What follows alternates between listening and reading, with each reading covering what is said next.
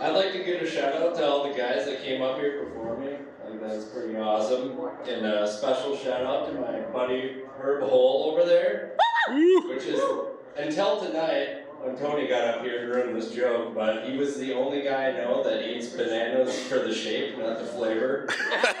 Or nutrition. But, I work in trades, I'm a construction guy, and some of these guys are a little bit rough around the edges. And we'll give you a couple examples. The other day I was making fun of my buddy Cliff, he's quick-witted, but I'm like, you're so old, you send dick pics on floppy disk. And he's like, fuck you! I've been fucking with floppy dick so long, I can shoot pool with a rope. And so, we're hanging out with these guys, and we got other guys that decide they like to be pretty gay at times, So there's guys that are like, hey Randy, you eat corn the long way. It's like, alright. So I'm surrounded by this shit all day. And so we're sitting there. Thanks for the yawn.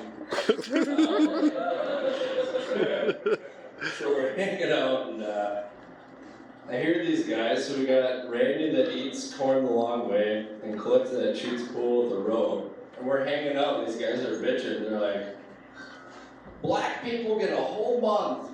They got Black History Month. I'm like, yeah. I'm like, well, and all these queers, they get the whole month of June, It's like, yeah, I get it. And they're like, Jews get 6 days for Christmas. It's like, yeah. Yeah, they're like, well, we need a white guy's day. I'm like, well, you're kind of treading on thin water there, or ice, I guess. It's kind of getting winter, but I'm like, you might want to, think about the day in which you do that. They're like, no. I'm like, well, you might want to think about that.